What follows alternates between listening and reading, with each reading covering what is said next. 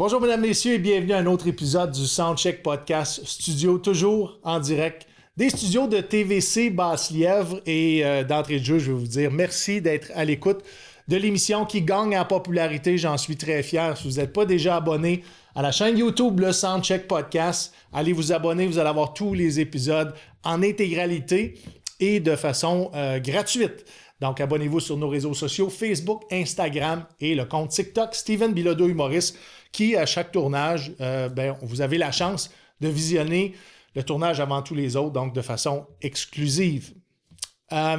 Aujourd'hui, mon invité, c'est un vétéran des Forces armées canadiennes, 18 ans de service, a occupé le métier de chauffeur dans les Forces armées canadiennes. Vous allez voir, c'est un métier qui comporte énormément de risques, surtout pour la mission qu'il a fait en Afghanistan. Il était sur la route 4 2007-2008 en Afghanistan et je vous présente Martin Morin. Bienvenue au Soundcheck Podcast. Merci. J'ai bien prononcé ton mot? Oui. Ton nom? Absolument. Parce que moi, je pensais que ton nom de famille et ton nom pouvaient s'inverser.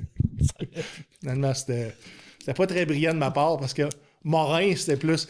Mais ce qui m'a confondu, il faut que je le dise, dans l'armée, on appelle les gens par leur nom de famille. Exact. Hein? Hey, Morin! Oui, c'est ça. C'est pas Hey Martin, mais c'était plus Hey Morin. Hey Morin. Merci d'être sur le Soundcheck Podcast. Puis d'entrée de jeu, je te l'ai dit, un invité à la fois, Oui. je pense qu'on fait une différence dans notre propre communauté. C'est fait par nous, pour nous. Et si les civils en voient un intérêt, tant mieux. Mais c'est important de le faire. C'est important de présenter l'humain en arrière des gens, des hommes et des femmes qui ont décidé de servir les Forces armées canadiennes. Souvent, il en découle des blessures. On va en discuter sur le podcast aujourd'hui. Merci d'être là. Pourquoi les Forces armées canadiennes dans ton cas? En fait, moi, avant d'être dans les Forces canadiennes, j'étais itinérant, en fait. Donc, je vivais l'itinérance. Là, tu me jettes sur le cul en partant. Ouais. Tu m'as pas raconté ça du tout. En fait, on doit dire, Martin, on se connaît pas. Non, on se connaît pas encore. Hein, tu m'as sollicité, tu as dit, j'ai envie de venir raconter mon histoire. Merci d'être là.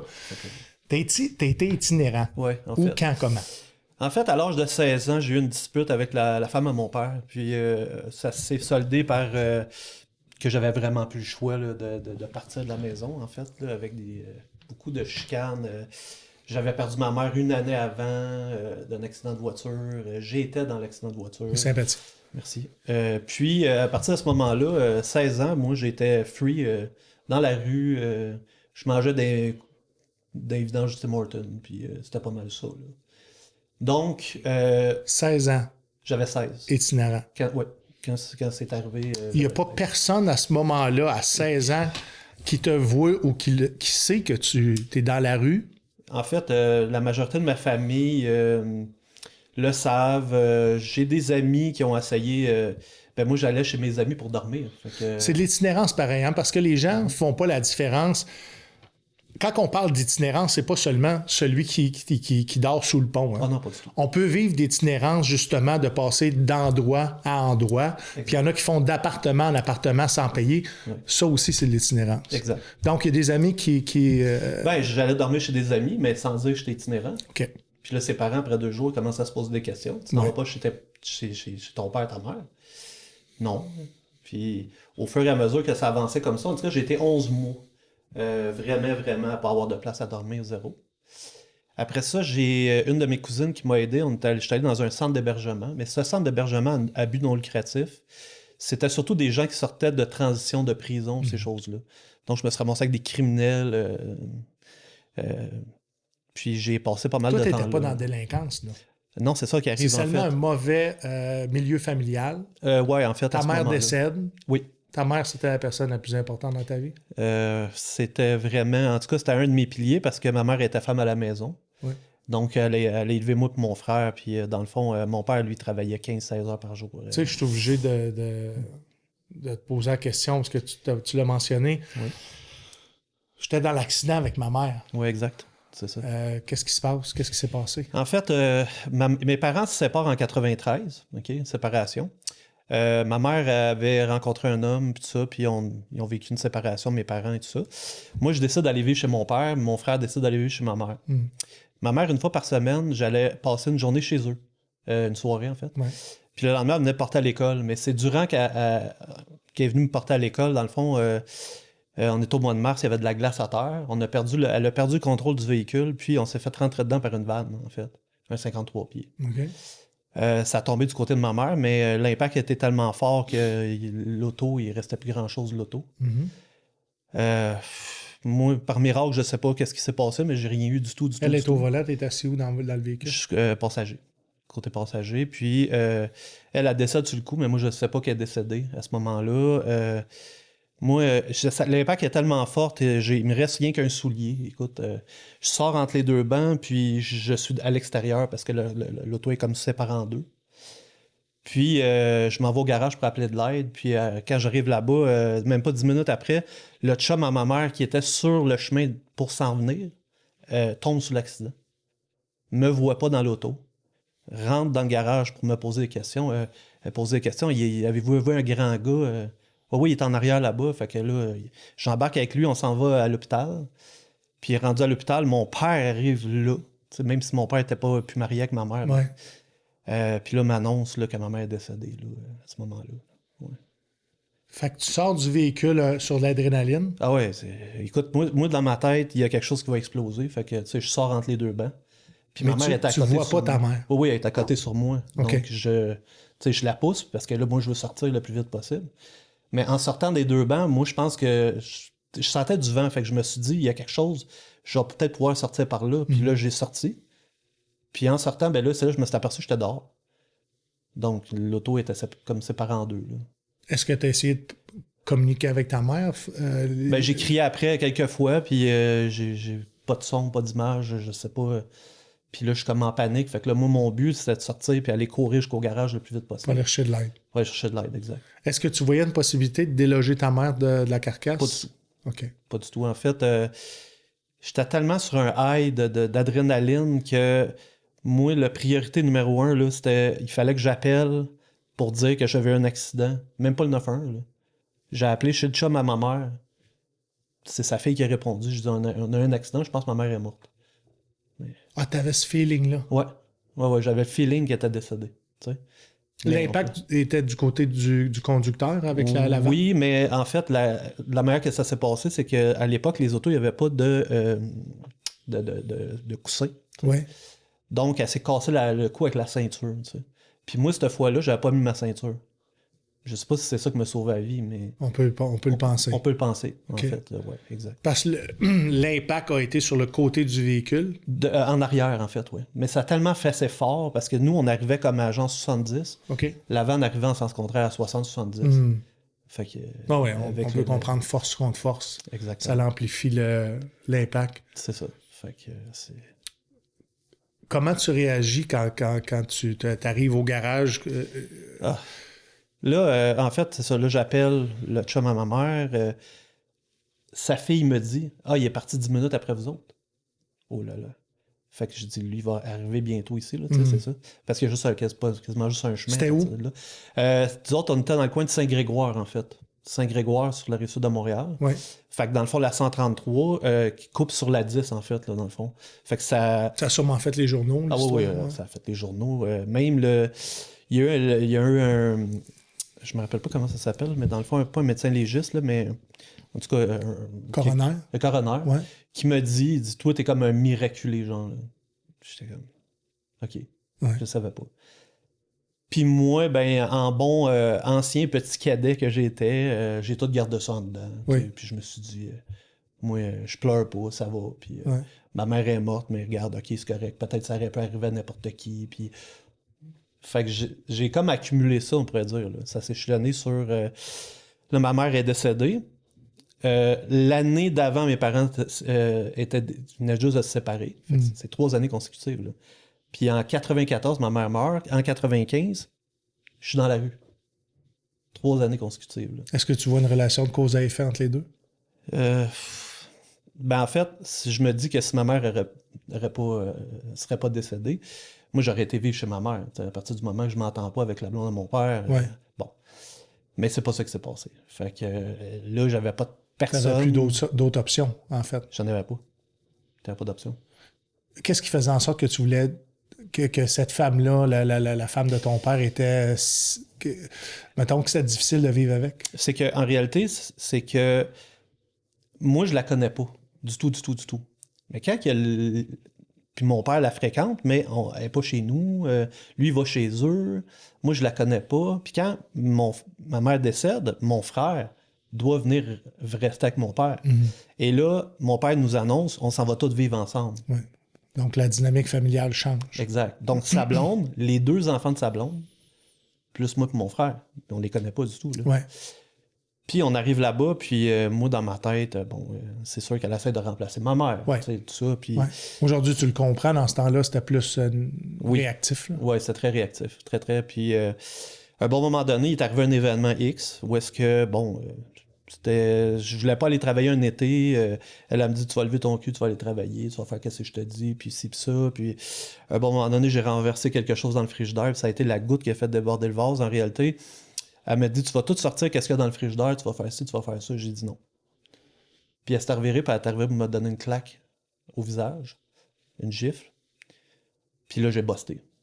Puis là, j'ai dit, toi, ça va mal aller, là. Puis on s'est fait des menaces mutuelles. Puis ça a l'air que mes menaces étaient bonnes quand même, parce que elle a sommé mon père de dire, elle a dit à mon père, écoute, il s'en va ou bien je vais le faire arrêter, là.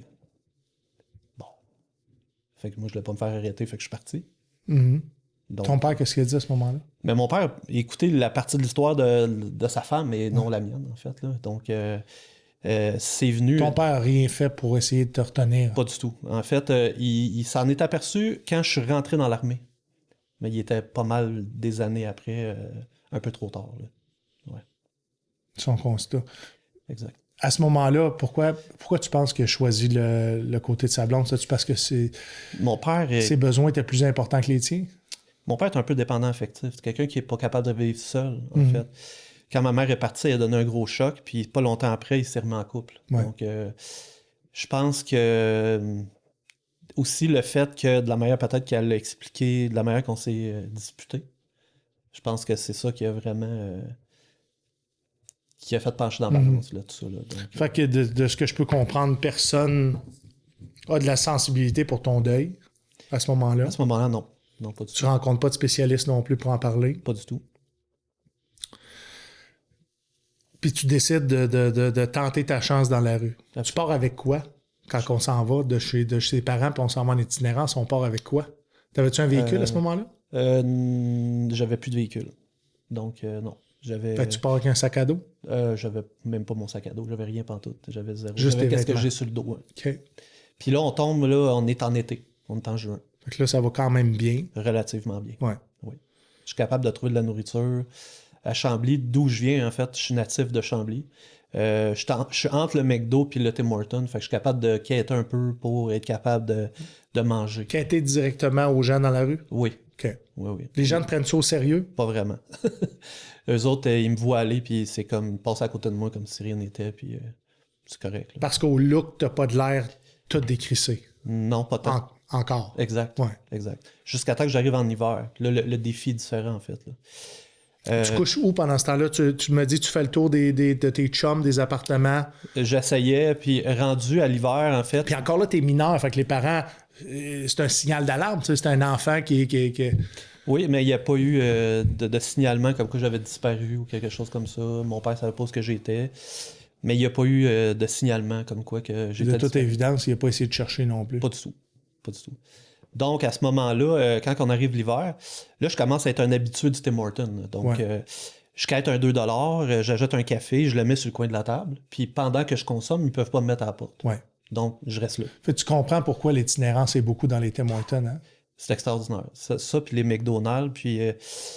fait que je prends mon café tranquillement, je bouge pas de là. Tu le bois pas trop vite. Je le bois pas trop vite. Quand on arrive le soir, là, on a les vieux habitués de la place qui arrivent. Oui.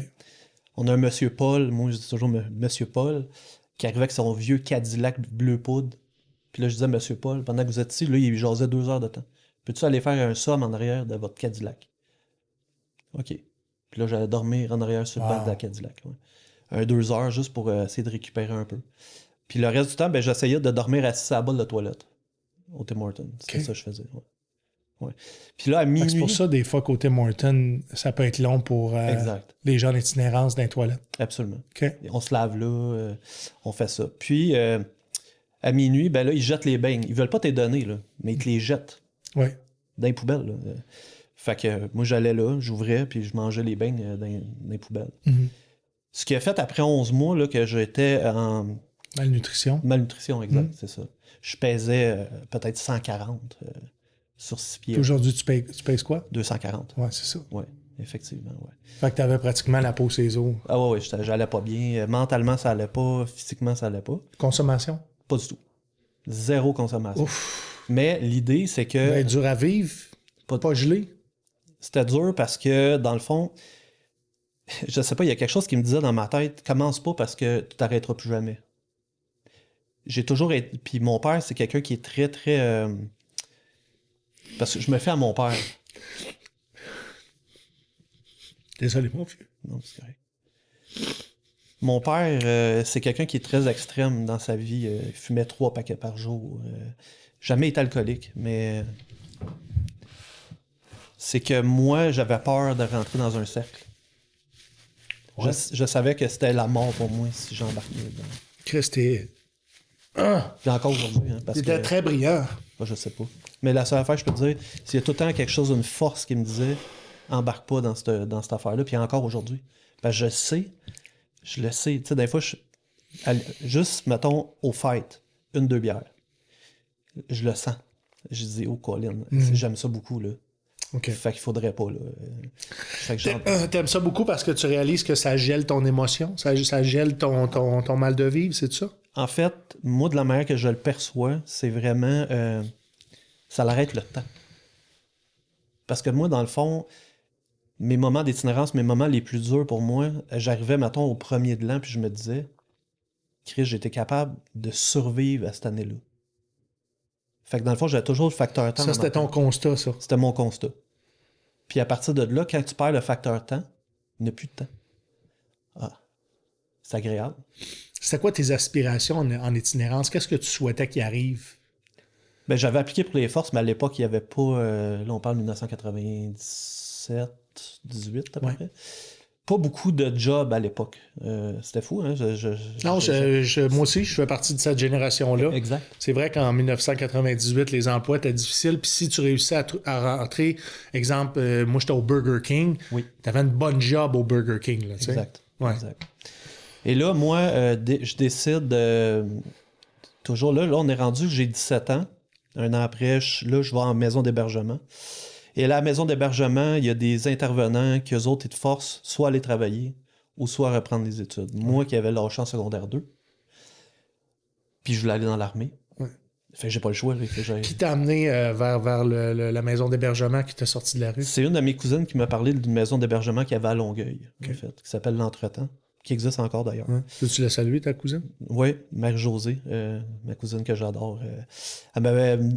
C'est elle qui m'avait dit, elle dit, tu sais, moi, je peux pas te prendre personnellement parce qu'elle habitait chez mon oncle. Donc, à cette époque-là, mon oncle, lui, il était dans le gambling. Fait que, tu sais, elle m'a dit, écoute, je vais t'amener une place. Puis, ça coûtait 90$ par mois vivre là. Fait qu'elle avait payé, je pense, une couple de mois. Puis on mangeait, ben, dans le fond, les restes d'épicerie, là, des vieilles tomates dégueulasses, là, qui envoyaient ça pour faire la bouffe. Puis on avait 2 repas fournis par jour. Mais c'est quand on est arrivé à Noël, mon premier Noël là-bas, en fait, où qu'on est allé à Montréal, ça s'appelait dans le fond le Noël des itinérants. C'est bizarre, ça m'a frappé parce que j'étais comme, je suis pas itinérant, moi. Je suis pas itinérant. Je veux dire, un itinérant, c'est quelqu'un qui couche sur un trottoir ou quelque chose. Moi, dans ma tête, c'était ça. Mais là, après coup, je fais comme, calme, je suis itinérant, là. Pour de vrai, là. Là, je trouvais ça dur, là. J'étais comme, ben là, reprends-toi en main. Fait que là, il y a des intervenants là-bas qui disaient, tu sais, tu veux pas finir ton secondaire, tu sais. Je dis, mais j'aimerais ça rentrer dans l'armée. Ben, c'était mieux de finir ton secondaire, tu sais. Mm-hmm. OK. Fait que là, j'ai recommencé les études à la maison d'hébergement. Ouais. Encadré, mais oui puis non, en fait. C'est que, dans le fond, eux autres, les intervenants sont là pour gérer vraiment la maison en tant que telle, pas les programmes, en fait. Fait qu'ils disent, regarde, on va faire venir un package, tu vas faire des cols à distance. Donc, ils vont t'aider à faire la procédure administrative, mais à partir de là, you're on your own. Exact. Puis moi, j'avais pas de rentrée d'argent parce que je pouvais même pas demander l'aide sociale, j'étais encore mineur. Ben fait oui. Que c'est ça. C'est un problème. C'était un méga problème à ce moment-là. Là. Fait que, puis j'avais une adresse qui était la maison d'hébergement. Puis là, j'étais en train de finir mes études tranquillement, proche du secondaire 5, puis là, je décide d'appliquer aux forces. Pareil. Ouais. Je me suis dit, au pire, ils vont me prendre. Au pire, ils me prendront pas. Ouais. Je fais 3 demandes. En fait, je fais mes métiers, dans le fond, là, que je demande ingénieur de combat. J'avais demandé driver, chauffeur 935. Ouais. Puis j'avais fini par cuisinier parce que mon père est pâtissier de métier. Fait que j'ai comme un peu ça dans le sang. Puis finalement, pas d'appel. Rien. Ouais. Je tombe à 18 ans. La maison d'hébergement, ça s'arrête pour moi là parce qu'ils ont des temps respectés. Tu le savais que ça allait être la fin? Je savais que ça pourrait être la fin. Puis là, il faut que j'aille un appartement, mais j'ai pas de job. Là, c'est compliqué. Ouais. Fait que je T'as-tu toutes tes pièces d'identité à ce moment-là? T'as-tu au moins... J'ai ma carte d'assurance maladie. Fait qu'au moins, t'as une pièce d'identité. Au moins. OK. Fait que C'est là, déjà mieux que beaucoup de gens qui sont dans la rue, là. Absolument. Ouais. Il y avait un type qui était avec moi là-bas, une personne assez bizarre. Lui, il s'en allait en appartement. Il me dit, tu viens-tu avec moi en appartement? Je lui dis, j'ai pas de job. Il dit, le Walmart cherche des personnes. Je suis allé au Walmart. Puis en même temps, j'allais au cégep. Fait que je travaillais au Walmart de nuit. Je vidais des vannes. Je dormais le jour. Puis lui, il fêtait de nuit. En tout cas, c'était spécial comme ambiance, mais bon. T'avais réussi à garder ta discipline pour... Là, j'avais pas le choix. En fait, c'est ça. Non, je retournais dans la rue. T'avais le choix. T'as fait le choix. J'ai fait le choix de plus aller dans la rue parce que ce qui est compliqué avec la rue, c'est l'hygiène. Tu sais, t'es jamais propre. Raconte-nous, mettons, des difficultés d'hygiène que tu as eues. Ce serait quoi, que les gens comprennent? Tout le tour des bras, les aisselles, tout ça, là, ça fait comme le genre-pied d'athlète. Là. Comme un champignon? Un champignon, c'est ça. Puis là, tu sais, t'as rien pour te traiter à ce moment-là? Rien. J'aurais pas allé à l'urgence de l'hôpital, mais il voit ça venir un peu quand ça commence à être l'hiver, il fait froid, il y a beaucoup d'itinérants qui essaient de rentrer dans les hôpitaux pour manger. Tout ça. Puis moi, j'avais pas vraiment de besoin urgent en tant que tel, à part que je souffrais de malnutrition que j'ai fini par savoir. Puis que je me suis auto-interné à l'hôpital moi-même. Ouais. En psychiatrie. Parce que tu savais que ça allait t'apporter... Non. En fait, c'est que... T'étais rendu là? Je me suis moi-même présenté à l'hôpital. Je savais que j'allais pas bien mentalement, mais je savais que j'allais pas bien physiquement non plus. Ouais. J'étais à l'hôpital de Saint-Jean-sur-Richelieu à cette époque-là. Puis, à un bon moment donné, le médecin me dit, tu sais, tu souffres de malnutrition, quelque chose qui marche pas, tu vas pas bien, puis ainsi de suite. Tes blood work étaient pas beaux. Ah non, ça allait pas, pas du tout. Fait qu'il dit, regarde, en haut ici, on a un 4e étage, c'est une observation psychiatrique. Si tu veux, on pourrait aller faire tu penses à 30 jours en observation pour voir, tu sais. Ben, j'ai dit, OK, oui. Puis à partir de ce moment-là, t'as 2 gardes en blanc qui descendent avec des seringues au cas que tu es en crise. Puis ils t'amènent au 4e étage. Puis là, ben, en même temps, c'est toi qui voulais le traitement. Ouais, mais moi, je pensais que je m'en allais plus à un traitement plus physique, moins mental au début. Quand ils me l'ont offert, j'ai dit oui, mais je ne savais pas que j'étais pour être interné, enfermé. De perdre ta liberté. Exact. Je perdais totalement ma liberté. Je suis sorti de là, j'avais 5 sortes de médicaments. Une suspicion, dans le fond, de schizophrénie, qui était totalement pas fondée, mais je suis sorti avec ces 5 sortes de médicaments-là. Je suis retourné quand même faire mon cégep, le reste du cégep qui me restait. Puis 1 semaine avant la fin de mon cégep, l'armée m'appelle. T'es-tu intéressé de devenir cuisinier? Je dis non. Mais je dis, je vais rentrer dans l'armée. Il dit, ouais, tu vas pouvoir changer une fois que t'es rentré. Ouais. T'as eu cette petite phrase-là. Ah, la belle petite phrase. Oui. Je suis rentré. Mais c'est vrai ce qu'ils disent. Ils disent juste pas combien de temps puis les efforts que ça prend pour changer. Exactement. Fait que c'est là le départ. Là, je me dis 3 repas par jour, du linge. C'est extraordinaire. Ouais. Moi, c'est juste ça que j'ai dans la tête. Là. Moi, je suis tellement reconnaissant parce que... Mais t'as manqué de tout. Écoute, c'est... Puis on est loin de parler du côté affectif. Là. T'as manqué de tout à la base. Quand que l'hygiène n'est même plus une priorité, puis ta priorité, c'est juste te sacrer de quoi dans le ventre puis ça arrête de faire mal. C'est déjà arrivé, là. Tu sais, des fois, mettons, j'ouvrais le sac à poubelle du Tim Hortons, mettons, là, puis il y avait des vidanges dedans. Là. Puis à l'époque, oublie pas, les gens fumaient dans les Tim Hortons. Oui. Donc, les cendres, les botches de cigarettes étaient dans le truc, là. Oui. Mais moi, je mangeais pas, là. Fait que je pouvais être 2-3 jours sans rien manger, là. Zéro open bar, là.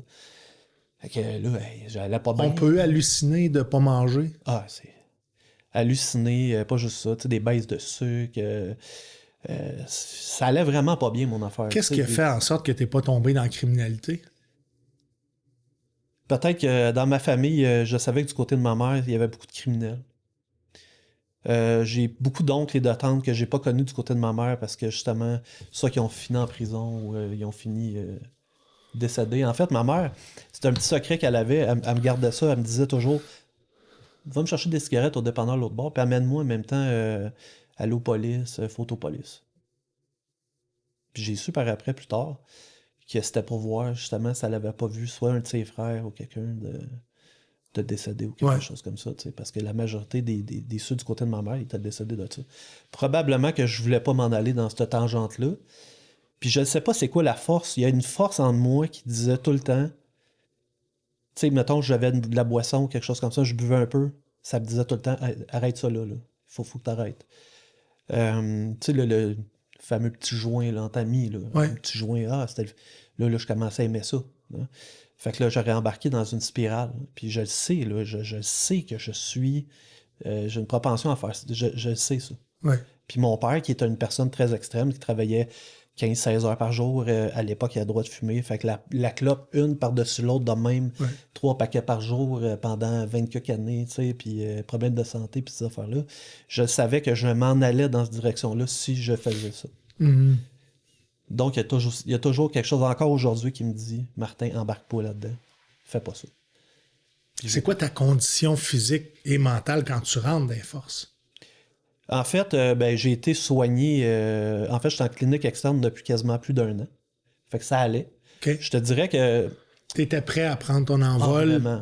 Ouais. De toute façon, dans tout ça, je réalise que tu as été énormément responsable. Là. Même si tu es en itinérance, tu as pris des grandes. Tu as pris des actions qui t'ont été bénéfiques, tu sais. Oui, mais en même temps, il faut comprendre que la maison d'hébergement, c'était tout du monde qui sortait de transition. Des gens de... Eux autres ne savaient pas où ce qu'ils s'en allaient. Ils sortaient de transition, ils avaient besoin d'aide. Fait que j'étais juste toujours rien avec des criminels. Puis j'envoyais, tu sais, exemple, le peu d'argent que j'avais des fois, là, que je gagnais, je le mettais dans mon tiroir, je me faisais voler. Tu sais, il y avait tout le temps quelque chose, j'étais tout le temps pas rien que des bandits. T'sais. Fait que là, je me dis, moi, je veux-tu m'en aller dans cette direction-là? Ouais. Ou à un moment donné, je veux émerger parce que là, il faut comprendre, c'est entre 16 et 19 ans, là, ça. Oui. Là. C'est 3 ans de marde intensive, on pourrait dire. Là. Moi, je veux plus, là. Tu sais, à toutes les fois que tu veux essayer de ressortir, tu te recales 2 fois plus. Tu essaies de te sortir, tu te recales. À un bon moment donné, tu te dis, c'est soit je me sors, ou soit je cale à tout jamais. C'est ça que j'avais peur. J'avais peur de caler à tout jamais. T'avais-tu des pensées suicidaires dans ces 3 années-là? Non, pas du tout. Pas du tout. Moi, c'était vivre. Chris, réalises-tu à quel point t'es solide? Oui, mais ce qui s'est passé par après... En même temps, à quel point t'étais vulnérable aussi? Oui, en fait, vulnérable parce que je te dirais que j'ai compris que ça pouvait exister quelqu'un qui mourait de peine. C'était quoi ta plus grande peine? La peine, c'est d'arriver le 31, le 25, à toutes les années, là, puis personne, zéro peine barre, là. Ou des fois, je me faisais inviter, exemple, justement, chez ma cousine, que je salue encore. Puis arriver en dedans de même, là, puis faire comme si rien n'était, parce que, tu sais, tu veux pas embarquer dans le mélodrame, puis ainsi de suite. Non, c'est ça. Puis de dire... Tu veux pas gâcher les fêtes à personne. Là. Exact. Puis de dire, j'ai été capable de me rendre jusqu'au 25 puis jusqu'au 1er sans mourir. Ouais. Parce que pour vrai, sans niaiser, être dehors tout le temps, pis ces affaires-là, le fret, le ci, le ça. Parce que quand je dormais dans le Cadillac à M. Paul, je dormais, ça pas parti de l'auto, là. L'auto était fret gelée, là. Fait que je dormais en arrière d'un char gelé. Fait que lui, il voulait pas te partir, il te l'a pas demandé, probablement? Non, je voulais pas... tu sais, c'était quelqu'un qui était un peu... près de ses sous, on pourrait dire. Fait que tu sais, je voulais pas embarquer là-dedans. Ouais. Déjà là, qui t'offrait une hospitalité. Oui, en fait, que j'insistais quand même un peu parce Tu que... l'as-tu revu dans la vie, ce gars-là? Ah, il est décédé, ça fait longtemps. Écoute, à l'époque, il devait avoir 80 quelques années. OK. Donc, j'ai jamais vu, jamais revu. C'était beaucoup les habitudes de Tim Horton là, que je revoyais, puis ainsi de suite, là, tu sais, puis c'est ça. Fait que, puis le dimanche, on pouvait aller à une place, aller ça de l'église, ça s'appelait Toast Café. C'était le prêtre de l'église de ma communauté, là, d'où ce que j'étais. Il faisait un gros affaire de café avec des toasts, puis tout le monde qui était soit itinérant ou soit dans le besoin pouvait venir se rencontrer. Un genre de mini-cercle social. Ouais. Puis moi, le dimanche, j'allais manger des toasts, j'allais boire du café là. Ouais. Puis c'est ça.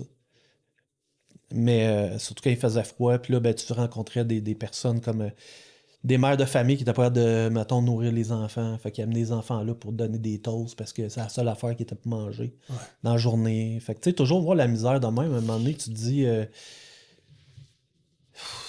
regarde, j'ai deux choix, là.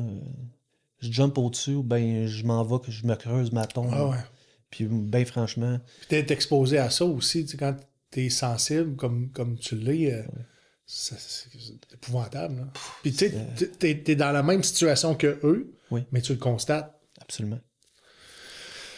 Tu t'enrôles pour l'armée, thanks God. Thanks God.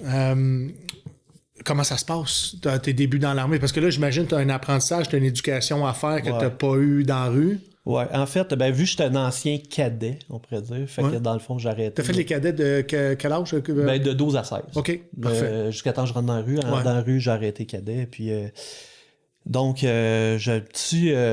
Bon, oui, j'ai une petite drive là, que je me dis que ça serait peut-être une bonne... Une base de discipline, une base d'éducation, respect. Exact. OK. Puis les cadets à l'époque, c'était assez... Moi, je suis rentré genre fin 1989, à peu près dans ces eaux-là. Fait que je te dirais... T'as quel âge aujourd'hui? J'ai 46, genre 47 ans. On a le même âge. On a le même âge. Puis les cadets, je te dirais, c'était quasiment plus raide que rentrer dans les forces aujourd'hui. Là. Fait que, tu sais, j'aimais ça. Je me souviens. J'étais au Voltigeur de Québec. Ah, t'étais au Voltigeur? Ouais. Bon, OK. Moi, j'étais à Chambly, dans le fond. Nous autres, on était avec le régiment de Maisonneuve à l'époque. Donc, je fais mon temps des cadets, puis là, je me dis, l'armée, c'est une bonne idée, mais là, je rentre dans un temps spécial dans l'armée, parce que je rentre fin 99. Je m'en vais à bord, je m'en vais faire mon cours de recrue. Rendu à 6e semaine, on avait 10 semaines, je me casse un tibia. C'était quoi ton numéro de cours? 99 quoi?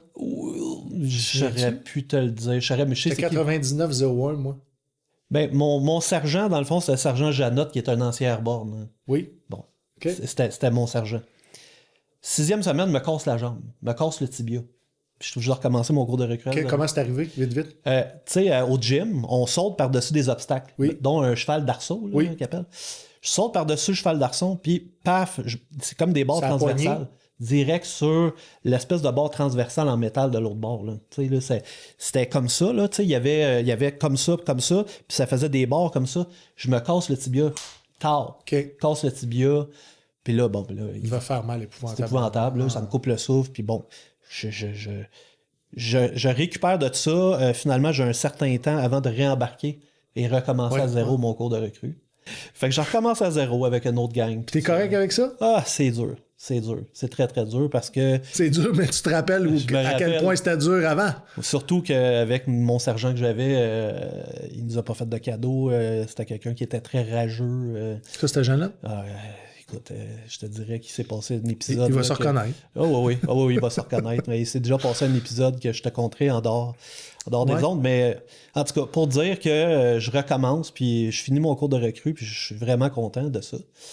Et il m'envoie à Borden, en Ontario, pour aller faire mon cours de cuisine. Oui. Bon. Sur mon cours de cuisine, j'arrive là-bas. Écoute, la majorité, c'est tous des remasters. Je suis un des... Pas seul, mais on était 3 là-dedans, flambant neufs. Le reste, c'est des anciens blindés, des anciens 22, tout ça. Bon. Des gens qui, eux, avaient réussi à changer de métier. Exactement. Qui voulaient vraiment ça, les autres. Là. Et on fait le cours de cuisine. Puis quand on arrive à... En tout cas, j'ai vraiment aimé le cours de cuisine dans le sens que j'ai une facilité à ça. Tu sais, je veux dire, mon père, il est là-dedans, donc j'ai une facilité, ça va. Mon sergent que j'ai là-bas, qui est un sergent assez spécial, qui s'appelle Steve Fréchette, je le salue d'ailleurs.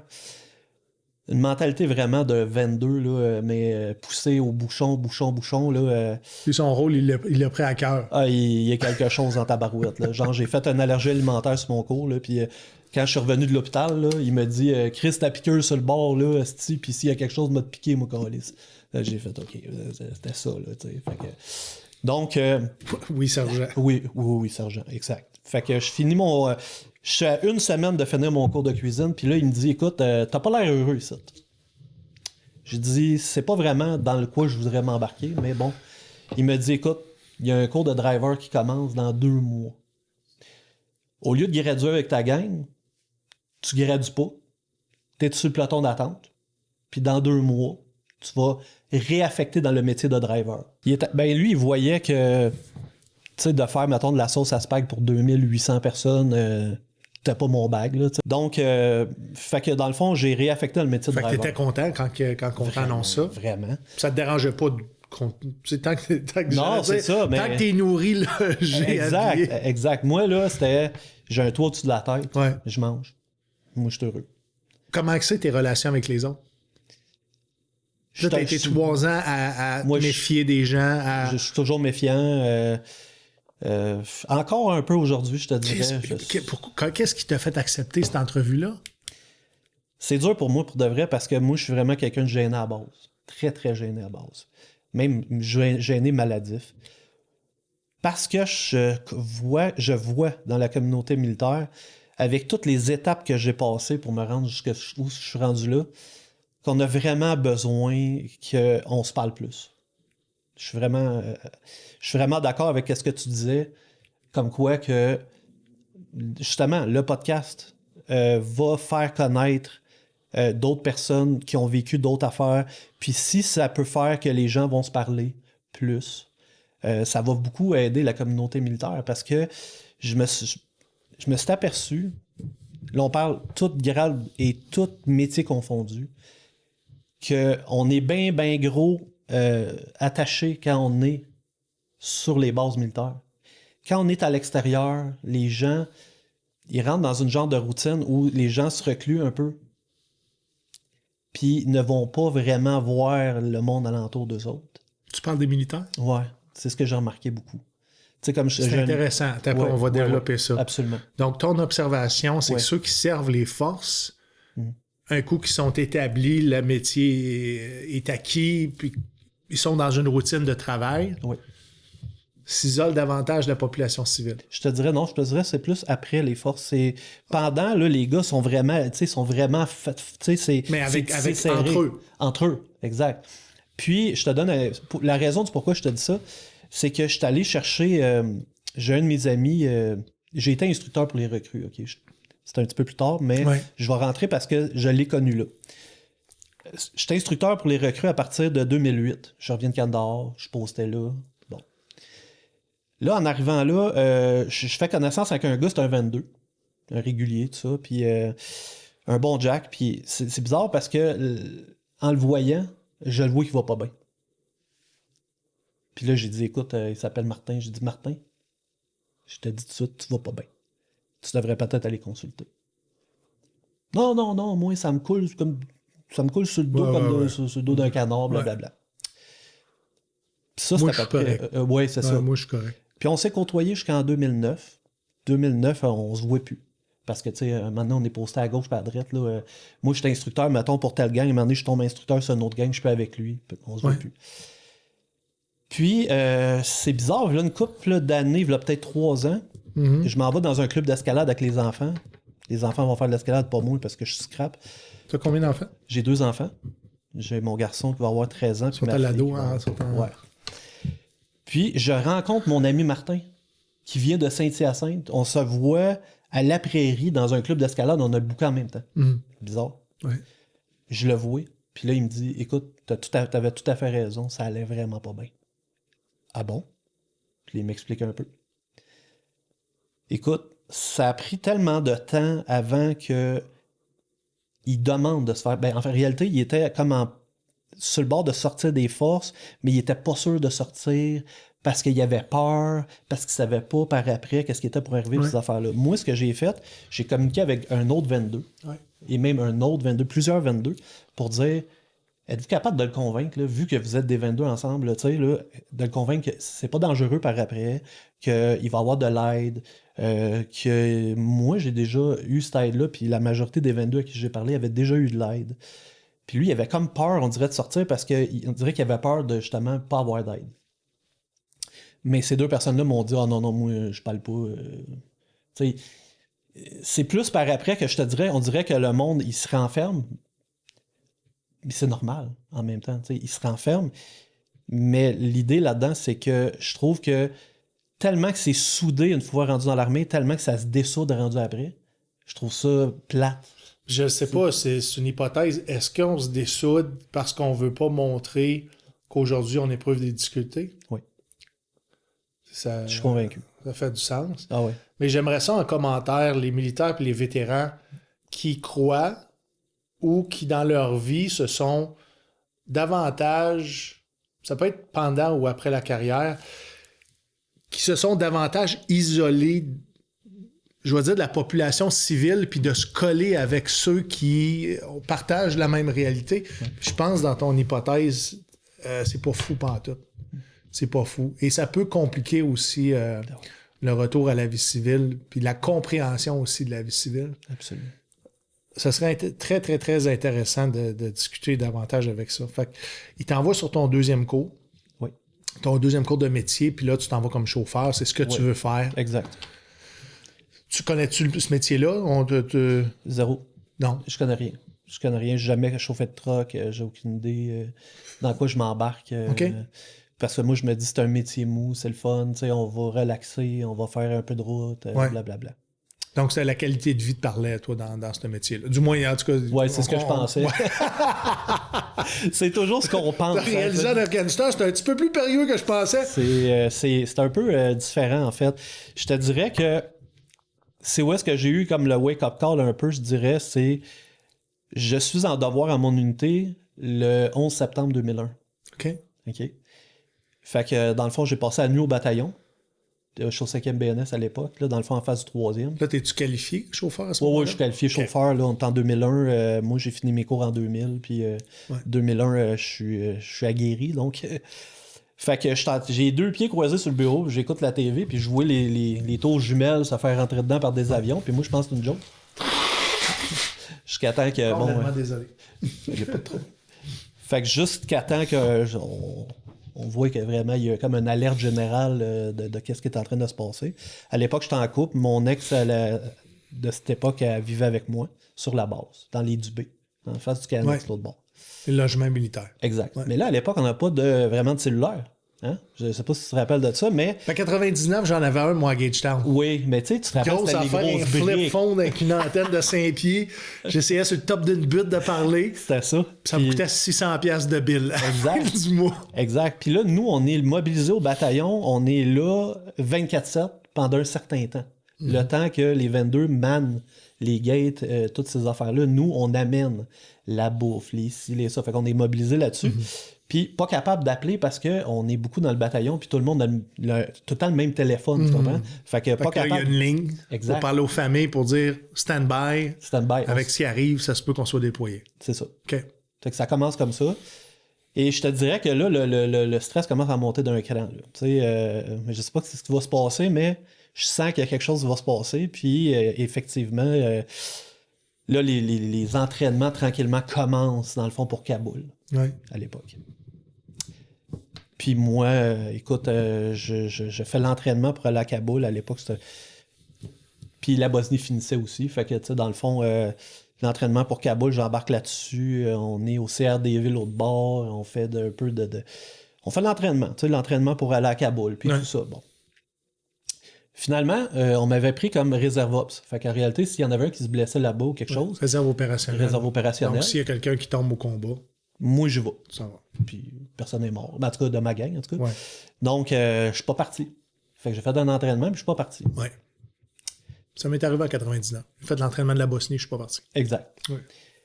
Et là, arrivent les entraînements pour Kandahar par après. Je fais un entraînement pour Kandahar qui dure quasiment 8 mois en tout. Wainwright. On est allé, à l'époque, si je me trompe pas, c'était le Texas. On fait tout ça. Oui. pour finalement se faire dire qu'on part pas. C'est pas nous autres qui part. Je pense que c'était Petawawa qui décollait. On part pas. Fait qu'on s'entraîne 8 mois, mais on le fait pas. Ouais. Et là, l'idée de génie qui me vient d'aller à une séance d'information pour le GTF2. Puis je vais voir ça. Puis là, moi, dans ma tête, je me dis, je vais aller driver là-bas, tu sais. Oui. Ce serait le fun. Comme métier de support. Comme métier de support. Ben ouais. Bonne idée.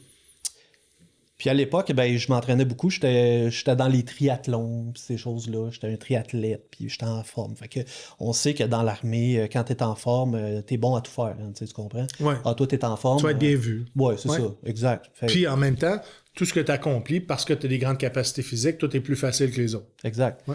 Sauf que le problème, c'est ça revirait un peu contre moi parce que l'idée, c'est que le major pensait que j'étais le plus en forme du bataillon. Ce qui était totalement pas vrai. Ouais. Parce que tu avais ceux qui sortaient des équipes nationales de biathlon, ces affaires-là beaucoup plus en forme que moi. Fait qu'il disait, ben, gars, c'est toi qui vas runner la gang le matin, là, tu t'en vas jusqu'à la backgate, on court, aller-retour. Mais oublie pas que les athlètes, justement, les biathlètes, ceux qui faisaient ça à temps plein, t'as pas vraiment aimé la chaîne de commande. Pas tu comprends? C'est le coureur, le triathlète, lui, va être bien vu parce que c'est des compétences de l'armée. Exact. C'est là qu'il va aller faire le petit sport. Exactement. Lui, il n'est pas bien vu. T'es mal vu. Puis moi, ça m'a foutu une pression énorme parce que il pensait que c'était moi qui étais le plus en forme. Fait que c'est moi qui renais la gang. Tandis que le monde me collait dans les talons en arrière. Puis là, à toutes les fois que je passais au bataillon, « Hey, salut à la machine! » Mais je suis pas une machine. Moi, je faisais de la longue distance. Fait que c'était sarcastique. Puis il t'écœurait pour la position dans laquelle on t'a mis. En fait, c'est plus le major qui on dirait qu'il avait... je sais pas s'il était... lui, il tripait sur moi, on dirait. Là. Tu sais, là, t'es un triathlète. Oui, mais moi, je fais de la longue distance. Fait que, tu sais, moi, j'ai fait l'Ironman. Donc, l'Ironman, c'est de la très longue distance. Ouais. Donc, tu peux pas aller aussi vite. Sur un 5 km, tu partiras pas sur un dash. Là. Jamais. J'étais pas capable. Fait que, c'est ça. Donc, l'entraînement, là... bon. Fait que là, il me dit, je vais à la sélection... Pas la sélection, mais la séance d'information de GTF. Ouais. Puis là, le gars, il me dit... T'es-tu en forme, toi? Je dis, ben oui, moi, je suis en forme. C'était un monsieur de la France à l'époque. Peut-être ça dit quelque chose. Anyway, peu importe. Je dis, oui, je suis en forme. Il dit, ben écoute, tu serais peut-être bon pour l'assaut. Tu sais. Je dis, c'est quoi ça? Je connais rien là-dedans. Ah, il dit, tu sais, là, tu vas faire une sélection. Après ça, tu vas aller sur ton cours d'assaut. Juste un petit cours d'assaut. Ouais, genre style. Ouais. Ben, j'ai dit, c'est une maudite bonne idée. Quelle idée. Et voilà. Fait que là, moi, qui viens juste de finir l'entraînement pour Kandahar que je suis pas parti, j'étais un peu frustré. Je me dis, au moins, peut-être avec cette gang-là, on va peut-être aller en quelque part. Je sais jamais. Puis, c'était la première année que le PSP donnait une présélection. Ouais. Bon. Ouais. J'étais sur la présélection. OK. Fait que j'ai fait la présélection. Ce qui a été profitable pour beaucoup de soldats. Ah, tabarouette. Beaucoup de soldats. On était, écoute, encadrés, c'était merveilleux. Ouais. C'était merveilleux. Puis tout l'entraînement était dirigé aussi vers ce que tu allais faire face en sélection. Exact. Ouais. Il nous disait pas, mais ça voulait dire ça. Ben oui, ben c'était ça. Exact. Donc, je fais la présélection, ça se passe relativement bien. Je suis le seul qui n'est pas une arme de combat à l'époque, fait que je me fais tasser naturellement. Personne ne veut être avec moi en groupe. Puis tout ça. Jusqu'à temps qu'un gars du 3e bataillon tombe inconscient à côté de moi puis que je l'aide, puis là, tout le monde me parlait après. T'sais. Fait que c'est comme ça, à un moment donné, je me suis fait un peu des amis. Tu as fait ton nom. Un peu. Dans une situation où est-ce que ça nécessitait de réagir adéquatement. Tu as prouvé ta valeur. Absolument. En l'hiver 2005, je suis sur ma sélection à Ottawa. Et c'est là que je m'aperçois que je suis pas à la bonne place partout. Pas du tout. Je me suis aperçu que... Tu arrives à Ottawa en autobus? On était sur la base d'Ottawa. Après ça... C'est à la base d'Ottawa ou à Dwyer Hill? Non, on était sur la base d'Ottawa au début. OK. Ils sont venus nous chercher en autobus. Mais là, c'est là que la marde pogne. Puis là, et voilà, hein, tu sais. Puis on avait dormi au préalable dans les shacks en face de Dwyer Hill. Oui, ça, c'est la nuit d'avant. Exact. Ouais. Bon. La belle nuit. Oui. Tranquille au bout. Oui.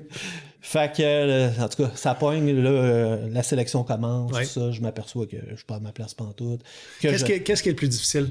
Entre les deux oreilles ou physiquement? Entre les deux oreilles, parce que physiquement, je suis... T'es entraîné. Écoute, je te dirais que je suis loin d'être dans les meilleurs, OK? Parce que faut s'entendre que la majorité là-dedans, c'est beaucoup de fantassins. Des gars qui sont très en forme, puis qui sont habitués avec... marcher avec des charges lourdes. Nous, les MSCA, on fait pas ça. Après ça, les autres connaissent tout par rapport aux armes. Moi, je connais rien des armes. Donc, faut que tu pédales plus vite. faut que je pédale 2 fois plus vite en réalité. Je ne parle pas un mot anglais, même s'ils disent que c'est French Assist, c'est pas vraiment French Assist. Fait que le 3/4 du temps, je suis des gens. Puis je sais pas ce que je m'en vais faire.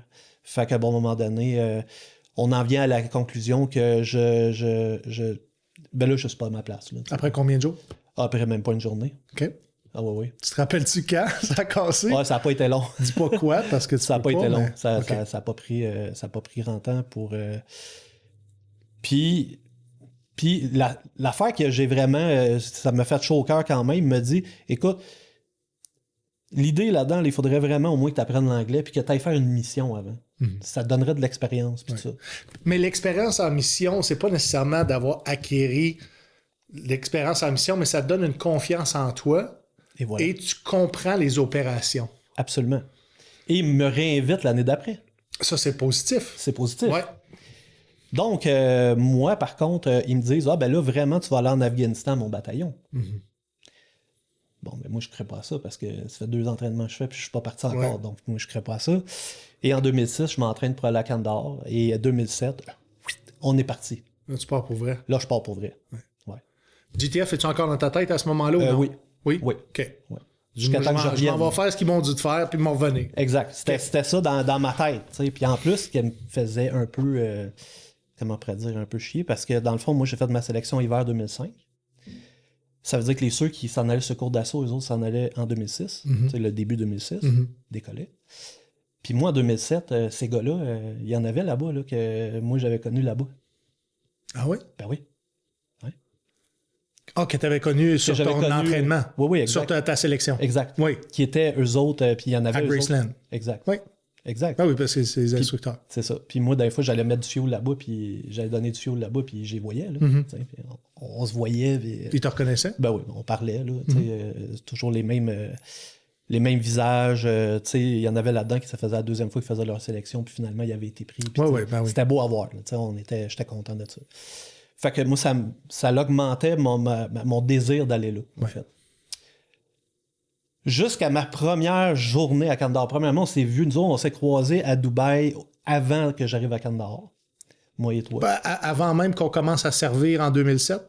En fait... on s'est vus sur le R&R? Non, on n'était pas sur un R&R. Moi, dans le fond, j'arrivais à Dubaï.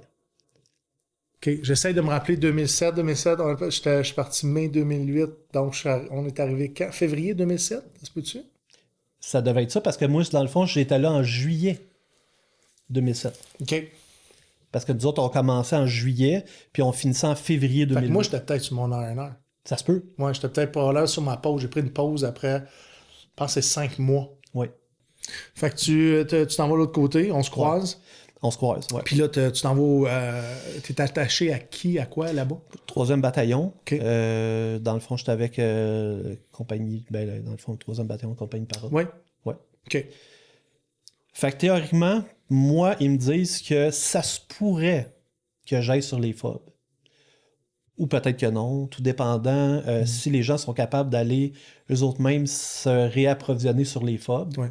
Les FOB, pour ceux qui ne connaissent pas ça, c'est une base, c'est même pas une base, là, c'est tout petit. C'est un compound dans une position avancée là, dans un secteur d'opération. Exact. OK. Donc, moi, j'arrive... Tu sais que si tu vas sur les routes pour aller vers les FOB, tout ça, c'est risqué. Ah oui, exact. Ouais. Exact. À la minute que tu es out of the wire, qui appelle, en bon français, c'est dangereux. Mais là... Et je veux dire, spécialement, excuse-moi de te couper encore une fois, spécialement quand tu roules sur les routes. Exact. Ouais. Surtout aussi quand que tu sais que... Moi, je m'étais spécialisé, dans le fond, dans tout ce qui est ravitaillement. Donc, moi, j'avais un pot de 10 000 litres. Fait que c'était ça, mon quotidien, je dirais. Donc, gros véhicule... Frein à air. Frein à air avec 10 000 litres de fuel en arrière. Ouais. Puis il fait tellement chaud puis que tu vois là, les vapeurs en haut. Là, c'est rassurant. C'est vraiment rassurant. Écoute, si tu blows, c'est fini. Ils retrouveront pas un morceau de toi. Là. Non. Non, même probablement pas le convoi non plus. Fait que c'est fou quand tu y penses pareil, hein, le exact. target que ça avait. Exact. Puis en plus, moi, qui déteste tout ce qui est médical, m'avait envoyé sur mon cours de TCCC. J'étais le seul de ma section de transport. Tu veux t'expliquer aux gens, c'est quoi TCCC? Oui, c'est le Tactical Combat Casualty Care. Ouais. Dans le fond, c'est le soin au combat, comme on pourrait dire. Ouais. Je sais pas pourquoi. D'urgence. D'urgence, ouais. De très urgence. Où est-ce qu'on est autorisé à faire des manœuvres qui on n'aurait pas le droit au Canada? Exactement. Ouais. Exact. Que la majorité des médecins ne font pas d'ailleurs ici. Donc, je m'en vais sur ce cours-là. Ouais. Que j'aime pas le sang en plus. J'aime pas toutes ces affaires-là. Fait que ça l'aide pas vraiment mes affaires. Mais je vais faire le cours pareil. Donc, je suis très impliqué au niveau de la section parce que je suis le seul qui a toutes les updates en mission. Je vais updater ma gang sur les nouveaux équipements qu'on a, comme les corsets, tout ça. Bon. Donc, moi, je me suis dit, si je suis chanceux, jamais je vais avoir à me servir de ça. Mm-hmm. Quelle erreur. Quelle erreur. Écoute, ça fait 3 jours que je suis en Afghanistan. La 4e journée, ils me disent, regarde, là, ils ont trop besoin de fuel en avant. Il faut que tu ailles en avant. Tu n'as pas le choix. Tu t'en vas sur AMSG. Ouais. Massengar. Fait que j'ai pas de problème, je m'en vais là. Là, je dis, là, je sors, là, pour de vrai. Puis là, premier convoi, blablabla. C'est quoi ton sentiment? T'es fier? T'es-tu stressé? Le stress est assez fort, okay. je dirais, ouais. Surtout que j'ai eu un comeback des... Stress peur ou stress primé, genre... Les 3. OK. Ouais. Stress peur, stress primé. Puis en plus, j'ai eu un genre de petit update d'une fille que je connais, nous autres, on a fait le genre de changeover, qui me dit... ça a vraiment brassé, nous autres, là. Écoute, on se faisait bombarder quotidiennement. Ouais. Bon. C'est rassurant au bout. Ça, c'est à part de tous les engins explosifs improvisés qui sautaient sur les routes. Puis qui tuaient des Canadiens. Absolument. Ouais. Fait que ça, mais là, ça fait juste 4 jours, là, je suis en tour, puis là, je m'en vais sur une base d'opération avancée. Je ne sais pas trop à quoi m'attendre, mais je m'en vais sur une base d'opération avancée. J'arrive sur la base d'opération avancée, j'ai un turnover de 10 minutes avec mon homologue. Oui. Écoute, ça a été expéditif. Quand que le monde a besoin à l'extérieur, les PSS, directement en mission, tu t'en vas là-bas pour les tanker s'ils ont besoin, parce qu'il y en a qui se ramassent plus de fuel directement là-bas parce qu'ils ont besoin. Ça, c'est une affaire. Après ça, il dit, la FOB ici, il y a les reefers, il y a les communications, toutes les génératrices. Il faut tout que tu fasses de la FOB au complet. Ouais. Tu as 4 trucks afghans de 10 000 litres qui vont arriver par jour ici. Faut que tu gères ça. OK. Puis il sac son camp, puis s'en va. Au palais. Je sais pas si les gens comprennent à quel point ça peut être périlleux d'accueillir des véhicules pleins de fuel de l'extérieur, conduits par des Afghans, de compagnie où est-ce qu'on sait plus ou moins... c'est quoi le background? L'important, c'est d'avoir du fuel. Exact. Les autres s'en foutent. Tu sais, parce qu'il faut comprendre que les communications marchent au fuel. Explique. C'est les groupes électrogènes, les génératrices, qui fait marcher les communications. OK. Donc, si on n'a pas de fuel, les communications ne fonctionnent pas. Donc, il n'y a aucune opération qui fonctionne. Ouais. Donc, les opérations qui étaient à CAF communiquaient avec les comms qu'il y avait sur les FOB et les communications qu'il y avait en première ligne. C'était les link-up, on pourrait dire, que ça se faisait comme ça. Donc, c'est la raison pour laquelle tu as été envoyé en avant, parce que, justement, il y avait ce besoin-là. Il y avait un besoin. OK. Ouais. Ça se passe-tu bien avec les contracteurs, les trucks de fuel de l'extérieur? Écoute, je te dirais que ça n'a pas pris 10 minutes après que mon homologue est parti. Moi, je me dis, écoute, rien à faire là maintenant. Je m'en vais parce que sur la FOB où j'étais, il y avait une montagne. Puis toutes les génératrices étaient à flanc de montagne. Fait que je me dis, je vais aller tanker tout de suite les génératrices pour asseoir parce que j'avais rien à faire. Fait que je me dis, c'est ça que je fais. C'est escarpé. J'ai un truck de fuel, puis il faut que je parte du reculon parce que rendu en haut, tu peux plus revirer de bord. OK. Fait que j'arrive à ma première génératrice. Ça, on t'apprend pas ça sur ton cours de chauffeur, hein? Rien de ça. En fait, j'ai tout appris, on pourrait dire, sur le tas là-bas. Là, puis quand j'arrive, là, j'ai la génératrice qui est à flanc de montagne. En dessous de moi, complètement en bas de moi, ici, il y a les K9, les K9 qui sont là. Puis les gars des forces spéciales britanniques, quelques-uns qui sont en bas là. Puis entre moi, à flanc de montagne là, puis là, c'est une paroi, là. C'est une paroi de... Puis la génératrice est recouverte d'un cabinet blanc. Je sais pas pourquoi. Puis moi, je suis à flanc de montagne en train de Probablement tanker. pour la signature. Probablement pour la signature. Puis moi, je tank ma génératrice. Et là, il y a quelque chose qui se passe. Je ne sais pas c'est quoi. Mais je me retrouve au sol. Il y a quelque chose qui s'est passé. Je ne sais pas c'est quoi. Tu te retrouves au sol. Je me retrouve au sol. Je ne sais pas ce qui s'est passé. J'ai aucune idée. Donc, t'es sonné. Ouais, genre. OK. Mais oui puis non. Puis là, je vois le monde courir puis s'en aller d'un bunker. Mais moi, je suis quand même assez haut, là. Là, je veux savoir c'est quoi qui s'est passé. Fait que je pars, je m'en vais au bunker. Mais rendu dans le bunker, mon boss, il dit, t'étais où? Ben, je suis en haut, je suis en train de tanker, là. Mais il dit, on vient de se faire attaquer. Il dit, c'est là que ça a tombé. Je dis, non, tabarnak, ça se peut pas. Je ne ferais pas ça, là, moi, là. Mais je saigne du nez. Il dit, pourquoi tu saignes du nez? Ben, je ne sais pas. C'est le blast. Ouais. Puis, il me dit que, dans le fond, on a fini par le savoir par après, c'était quoi l'engin, là. Le truc, parce que, dans le fond... c'est quoi, c'est un obus d'artillerie? C'est un obus de 81 mm. OK. C'est un mortier. Ouais. Puis ça l'a tombé, en réalité, à 13 pieds en dessous de moi. À flanc de montagne. À flanc de montagne. Et le blast? Le blast, c'était au-dessus... En fait, ça t'a passé au-dessus de moi. Ouais. Moi, j'ai été comme projeté. Puis c'est ça. Puis je vois pas bien, mais... T'étais le seul sur le top? J'étais le seul qui était là, en tout cas, à ce moment-là. Les K9, eux autres, sont en dessous. Là. Ouais. Fait qu'eux autres ont su de la terre, de la roche, puis ainsi de suite. Là. Mais moi, je sais pas que c'est ça. J'ai aucune idée, je sais pas, puis bon. Tu sais que c'est passé de quoi? Je sais que c'est passé de quoi. J'imagine que tu te doutes que c'est une explosion. Non, j'ai aucune idée. Même pas? Rien pantoute. C'est juste mon boss qui me dit, tu saignes du nez, probable, tu t'es mieux d'aller voir le médical.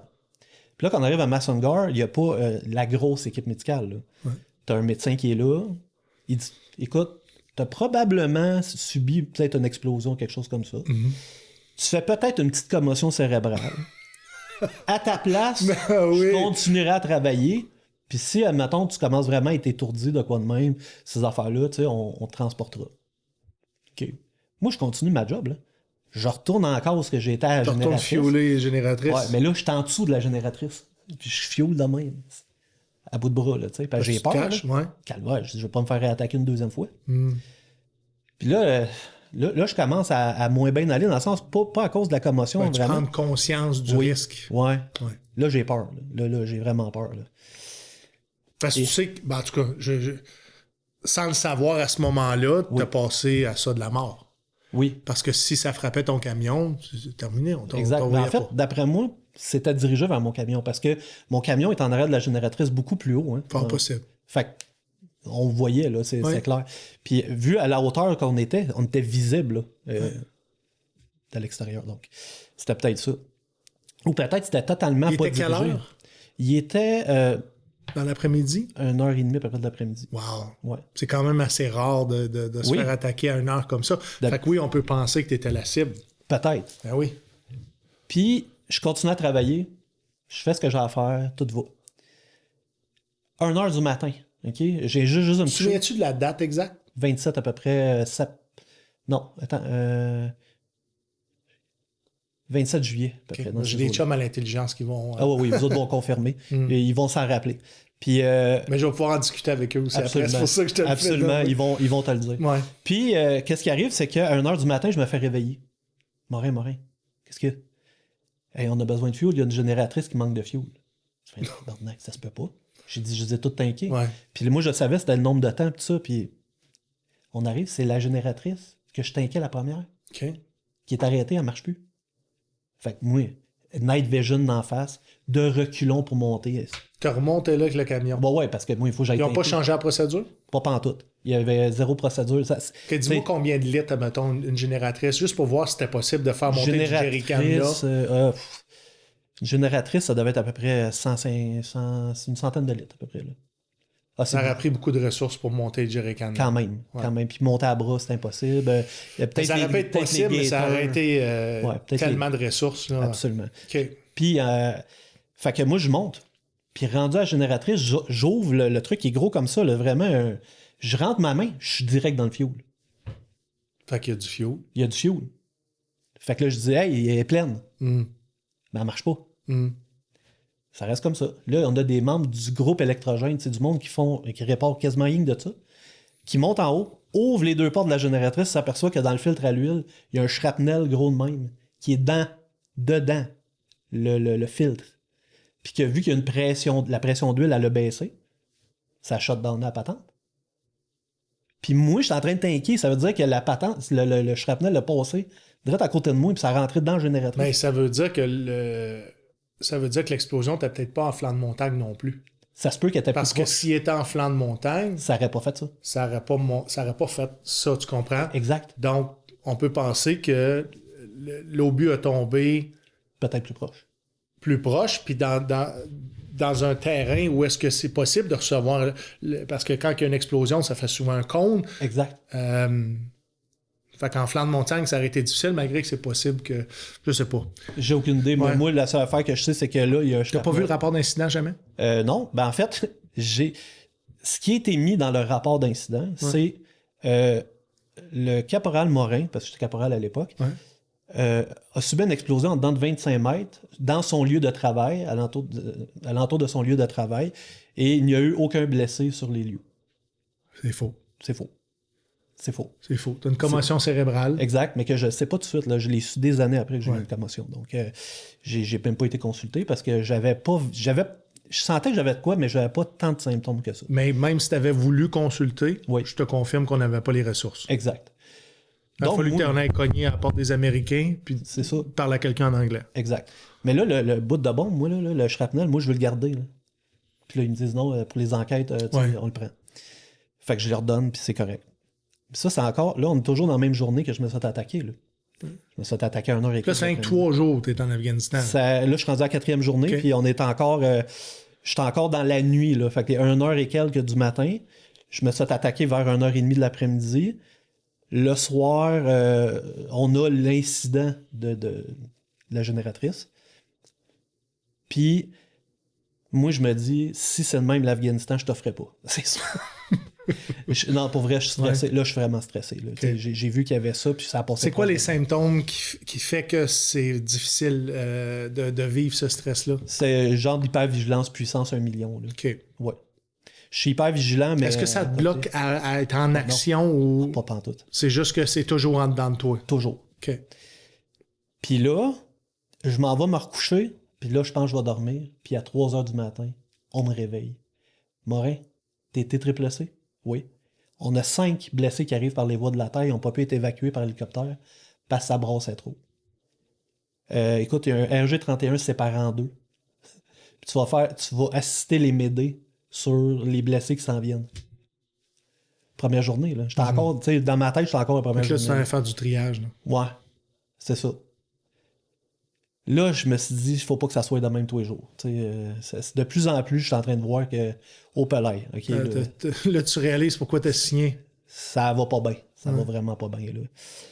Puis finalement, on arrive, puis les personnes, il y en a qui sont inconscientes, il y en a qui sont conscients. Finalement, pas de mort. Ils arrivent dans le cul d'un En fait, en réalité, ils ont passé sur un engin explosif. Apparemment que c'était... C'est quelle gang? Tu te souviens-tu? Pommelette, c'était-tu... Non, c'était ma gang à moi, en fait. Ah, c'était un transporteur? Oui. OK. Exact. Qui était escorté, naturellement. Ouais. Ils ont roulé. En fait, le ponceau, il était rempli d'explosifs. Là. Ils ont passé. Quand ça a pété, le RG, il a revolé dans les airs, il a séparé en 2. Le moteur l'a retrouvé 75 mètres plus loin. Tout ça. Puis, écoute, les gars, en dedans, ils étaient juste sonnés. Mais on me dit, moi, tu le sais pas, là, on n'a pas eu le Nine-Liner, on n'a pas eu... Ils arrivent-tu en morceaux? Ils arrivent-tu? On sait rien. Tu veux-tu expliquer aux gens c'est quoi le Nine-Liner? Ouais, le Nine-Liner, en fait, c'est les étapes, dans le fond, que les gens sur place ont faites pour donner un genre de big picture de la situation des gens, de la manière qui vont arriver. Rapporter au commandement. Rapporter. Puis nous, on ne faisait pas partie du commandement. On était juste le link. Parce que dans le fond, vu que apparemment que c'était instable où ce qui était, parce que ça allait exploser, il y avait les escortes à terre, mais il n'y avait pas d'hélicoptère qui pouvait se poser.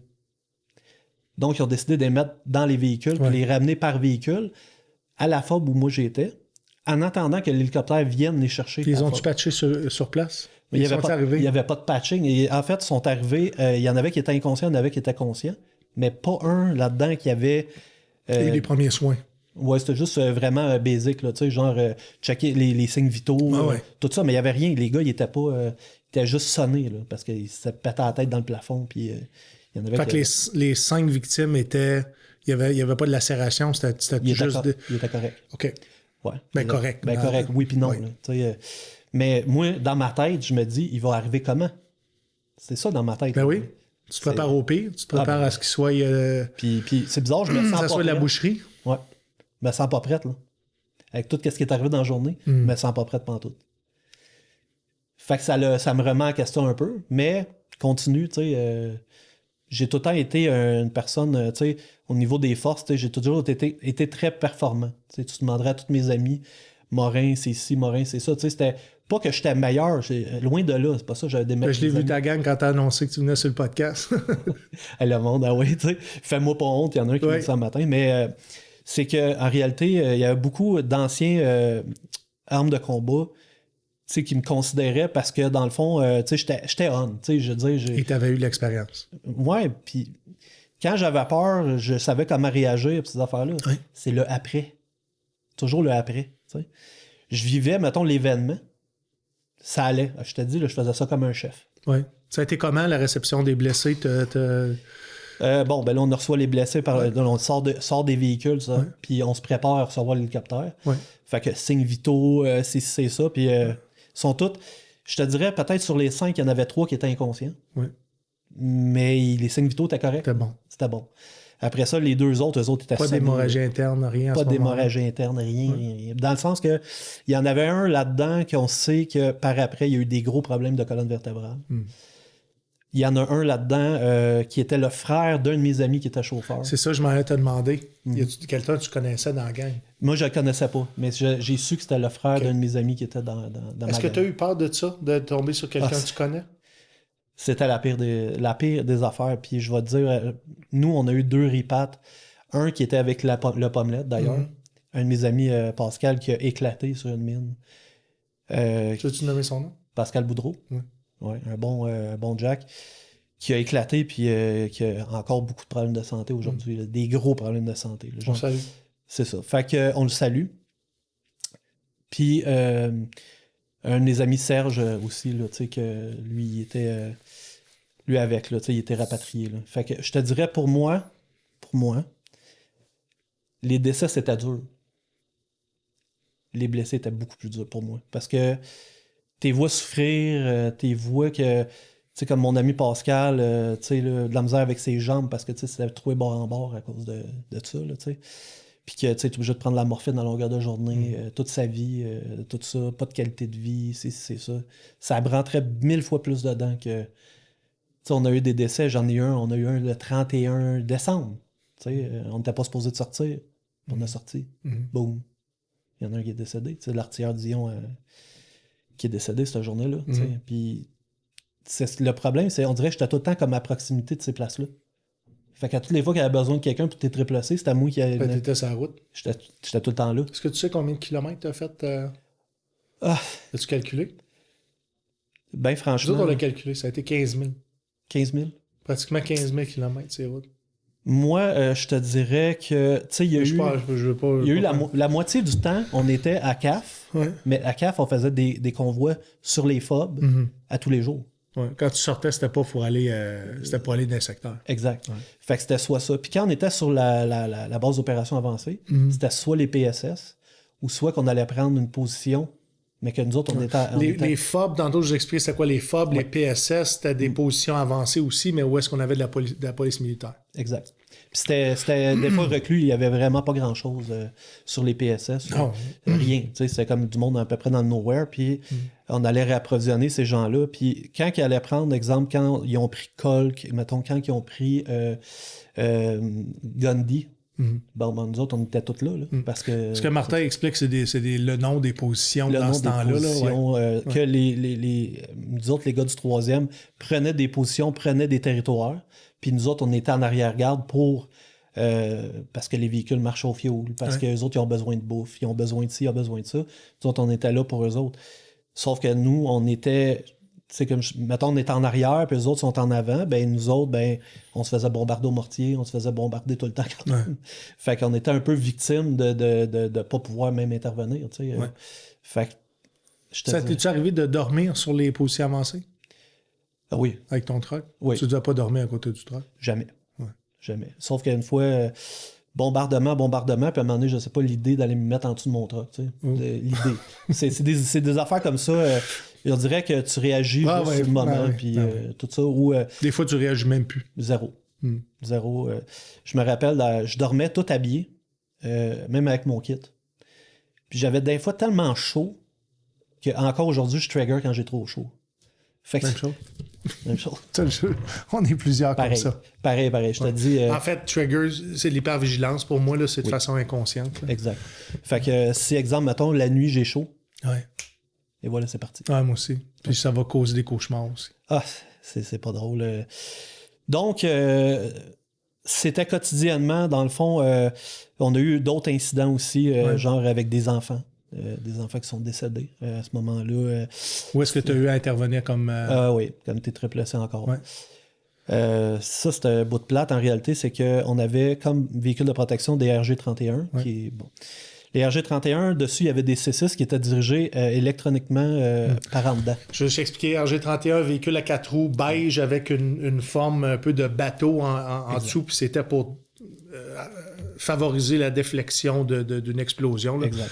Il y avait des vitres tout le tour de ça ressemblait à une grosse aquarium, puis Absolument. on mettait un arme coaxiale sur le dessus. C'est ça. Continue, je m'excuse. Pas de problème, mais il faut l'expliquer. Ouais. Puis la personne qui dirige ça par en dedans est un jeune de 18 ans. Okay? Bon, je nomme pas de nom, c'est normal.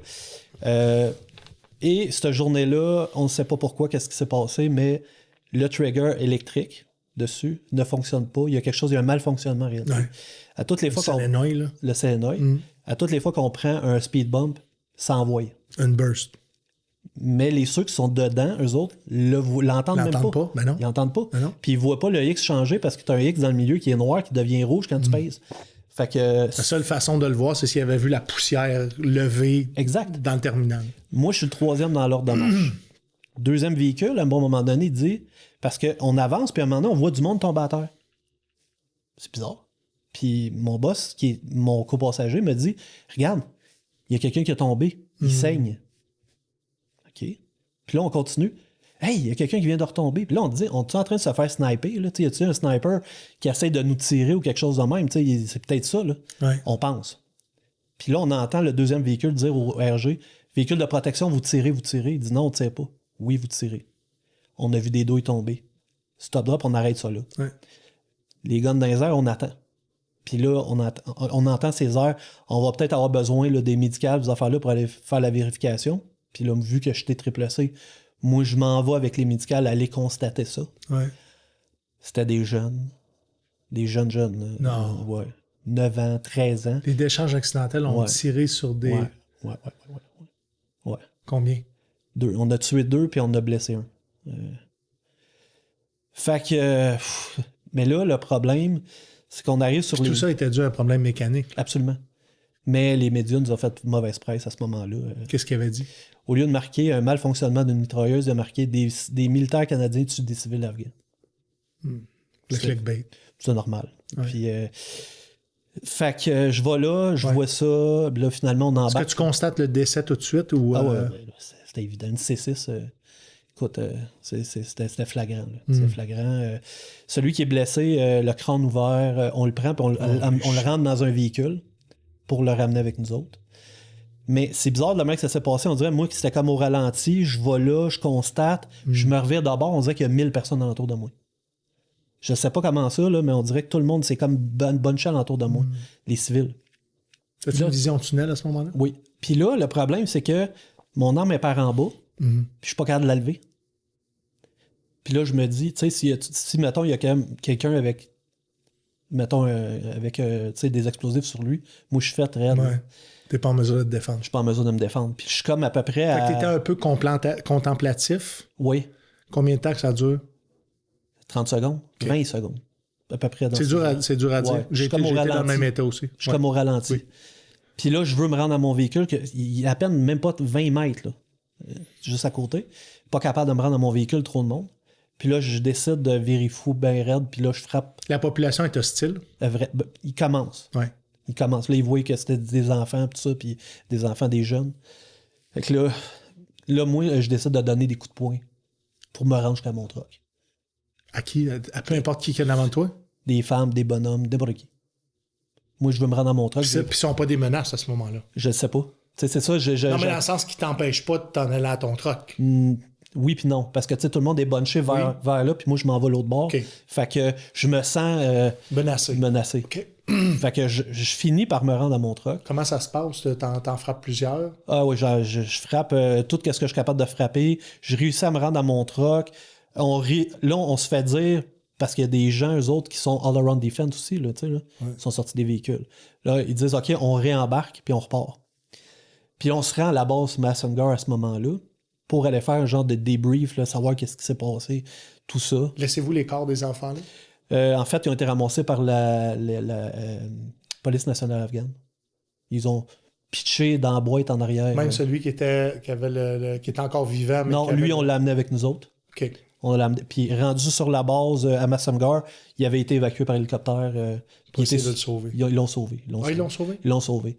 Hey, le crâne ouvert, là, c'était pas beau à voir. Tout ça, mais... Je parle à Marc Dauphin pour voir si c'est lui qui avait reçu à l'hôpital. Ben, j'en suis convaincu. Puis après, le jeune, mon colonel, qui était le colonel El Daoud, avait demandé aux jeunes, c'est quoi toi que t'aimerais le plus dans la vie? Là, il dit, moi, ça serait d'avoir un vélo rouge. Mon colonel est allé au PX américain ramasser un vélo rouge. Il l'a amené dans le véhicule jusqu'au village. Il a débarqué le bicycle aux jeunes. Mais... Probablement que le jeune s'est fait voler le bicycle. Probablement. Fait que c'est ça. Fait qu'on dirait que j'étais tout le temps pogné dans des espèces de patentes de même. Je veux pas vraiment être là, mais je suis là. Ah, mais en même temps, tu faisais ta job de soldat. Je faisais ma job. Puis à un moment donné, je savais plus c'était quoi vraiment ma job. À un moment donné, j'étais dessus. Parce que le véhicule qui avait sauté le premier, le RG en 2, là, ben, j'étais allé le récupérer le lendemain. Fait que dans le fond, j'étais sur une job de recovery. Ouais. Ou est-ce qu'il y avait de la menace aussi? Aussi. Parce que les autres attendent juste ça qu'on récupère les véhicules pour nous striker une autre fois. Exact. Puis là, on était, au lieu d'être protégés, mettons, par les léopards, on était protégés par les gars du 3e. Tu sais? Il est encore là. On peut se faire rentrer au mortier. Ben, pas juste ça. Il aurait pu creuser la mine antipersonnelle, la mine anti-char. Il n'y a pas de. Puis le pire, c'est qu'on a de règles à la guerre pour eux autres. Là. Exact. Puis on a un de mes amis, à ce moment-là, que je suis co-passager avec lui. On avait les HET, les gros véhicules là, qui transportaient les léopards. C'était des véhicules hollandais qu'on avait été formés exprès en Hollande avec ces véhicules-là. Comme un gros flatbed? Immense, oui. Okay. Puis, j'ai jamais vu ça. Ah, c'est immense. Là. Je te dis, d'après moi, je pense que t'es quasiment capable d'en rentrer 2 léopards dessus. Okay. Puis, moi, dans le fond, je suis co-passager à ce moment-là. Je suis avec mon ami qui est un ancien artilleur, puis on arrive là-bas sur le spot. Ils prennent le véhicule en 2, puis ils le mettent dessus, puis on chaîne vite. On rentre dans le véhicule, puis là, nous autres, il faut qu'on se revire de bord. Mais là, c'est-tu déminé? C'est pas déminé. Parce que tout est miné quasiment, c'est bon. Ouais. Là, on demande, hey, ça a-tu été déminé ça? Non, l'Irak n'a pas passé. Oui, mais nous autres, il faut qu'on revire de bord, là, parce qu'on va se faire attaquer. T'sais, on restait trop longtemps à une place, on se faisait attaquer. Ouais. Fait que là, il faut revirer de bord. Fait que là, mon chum, il dit, gars, by the way, là, tiens-toi, man, puis on vire. Écoute, je te jure, là, j'étais accroché après la check-and bar, là, puis on tourne, puis finalement, on pogne rien, là, t'sais. Mais ça aurait pu arriver rien qu'une fois. C'est comme certains qui sont allés en Afghanistan 2 semaines, puis c'est ça. C'est incroyable. Tout ça t'a amené en maladie? Ouais, ça s'est passé. En fait, la maladie, c'est venu pas mal après les forces, en fait, je te dirais. Je m'en rendais compte pendant, mais où ce que ça a vraiment busté, c'est en dehors des forces. Tu sais. Ouais. Parce que tu m'as dit, je suis allé même suivre une thérapie de gestion de la colère à Saint-Anne-de-Bellevue. Oui. Comment les premiers signes et symptômes se manifestent? Ben là, il faut comprendre qu'à ce moment-là, moi, je suis dans le civil. Là. OK, bon. Je viens agressif pour rien. Ça, c'est une des choses.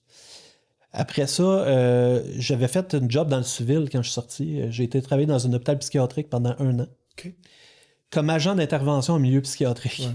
Mais en même temps, ça te rappelait d'où est-ce que ça allait mal. Ça a commencé? Ouais. Ça allait mal parce que je faisais des interventions sur du monde, physique, parce que c'était très physique. Ouais. Puis je finissais l'intervention, puis j'étais hyper vigilant à côté d'embarrure. Je sentais qu'il y avait quelque chose qui ne marchait pas. Ouais. Et où est-ce que ça a busté, en réalité, c'est que j'ai travaillé pour le quartier général de la région de l'Est des cadets, dans le fond, qui se trouve être... moi, j'avais une job civile là-bas, mais c'est une job quand même avec des militaires et ces affaires-là. Ouais. Je m'occupais du transport là-bas, il y avait comme 6-7 véhicules. C'est bien tranquille, le petit job. J'étais à l'ordinateur, puis à un bon moment donné, j'ai comme paralysé. Ma tête me disait de faire de quoi, mais il n'y a rien qui bougeait. Là, j'ai eu peur. Je disais, il y a quelque chose. Puis là, j'ai dit ça à mon boss, transportant en ambulance, blablabla. Jusqu'à temps que je me fasse dire, non, tu sais, c'est vraiment mental ton affaire, tu sais. Oh, tabarnak, ok, là. Tu sais, de fil en aiguille, à un moment donné, je commence à m'apercevoir que tout ce que j'avais vu dans le passé, tout ce que je vivais n'était pas normal, tu sais. Mais j'ai fait ça, je sais pas combien d'années, là, tu sais. Combien d'années? Pas mal d'années. Où est-ce que j'avais eu un signe vraiment clair? J'ai fini ma carrière à Bagotville, ok. J'avais fait un cours de pompier volontaire. Ouais. Quelle idée. Parce que j'étais d'une petite municipalité qui s'appelle Saint-Honoré-de-Chicoutimi. Ouais. Il y a une mine là-dedans. Là, tu sais. Ouais. Écoute, je suis en train de faire... J'ai fait mon cours de pompier volontaire, puis là, je me dis, c'est le fun parce que là, eux autres, ils n'ont pas de call médical, eux autres. C'est vraiment les ambulances qui viennent chercher. Fait que j'ai pas à m'impliquer au niveau médical, je voulais pas. 2 mois après. OK, on fait le cours de premier répondant. À cette heure, on est rendu médical. Premier call. La nuit, t'entends le 911 là, sur le radio. 911, votre appel, tu sais. Puis là, OK, un gros accident dans tel rang, puis ces affaires-là, il y a un jeune impliqué. Puis là, je me mets, le cœur veut me sortir. Puis je vois pas bien. Vraiment pas. Puis je vois sur le call pareil, je le fais. Puis finalement, le jeune était correct. Là. Mais dans la même soirée, je suis allé redonner mon saut de pompier au boss. C'était 2h du matin, je l'appelle. Hey, je m'en viens. Je donne tout. C'est fini pour moi. Est-ce qu'il comprenait pourquoi? Tu avais-tu expliqué? Oui, j'ai expliqué. Lui, il savait déjà que j'avais déjà été en mission, mais il savait pas que cette soirée-là, j'étais pour buster. Tu sais. Puis à partir de là, c'est là que je me suis aperçu, si je suis pas capable de faire ça, c'est sûr que je retourne plus en mission. C'était comme le pré-call, on pourrait dire. Là, tu sais. Puis quand je suis ressorti, tu réalisais que tu avais des nouvelles limites. Oui. Que j'étais moins capable de faire les choses. Il est où aujourd'hui l'itinérant? Il est pas loin. Hein. Il est vraiment pas loin. T'as-tu peur de retourner en itinérance? Oui. Est-ce que tu vois comment ça pourrait arriver à ça? Oui. Comment? Trop de pression. Même si je travaille pas, tu sais, je suis un père de famille, je veux dire, je suis monoparental. C'est pas tant facile que ça, je dirais. Puis j'ai des défis quotidiens où est-ce que, dans le fond, justement, là, la maladie fait que certaines affaires, limitations, pis ces choses-là. Ouais. Quand il faut que tu prennes tes responsabilités, oui, il faut que... absolument. Okay. Puis ça me fout une pression énorme. Je pense pas de retourner. Je l'espère pas. Mais il y a toujours quelque chose en arrière qui me dit écolique. Rester vigilant. Un peu comme un alcoolique. Oui. Martin, merci infiniment de ton témoignage. Ça m'a viré à l'envers. Puis, pour les bonnes raisons. Oui. Je souhaite que cet épisode-là fasse du bien à des gens. J'espère que s'il y a des gens qui vivent même l'itinérance, parce que dans notre communauté, il y en a beaucoup d'itinérants. Oui. Beaucoup, beaucoup de vétérans qui sont itinérants. Puis peut-être que tu vas être un phare pour ces gens-là. J'espère. Et je te souhaite la force d'être capable de faire les interventions, les mêmes interventions que tu as faites en service, en fait, pour sauver des vies. Oui. Merci infiniment. Je suis fier de toi. Merci. Vraiment fier de toi. Puis je suis sûr qu'il y en a plusieurs qui sont fiers de toi. Merci pour ton service. Merci pour la tienne. Je mets fin à l'émission comme ça. Merci beaucoup d'avoir été à l'écoute du Soundcheck Podcast Studio encore une fois. Une émission chargée d'émotions, chargée d'histoire, mais surtout chargée de souvenirs.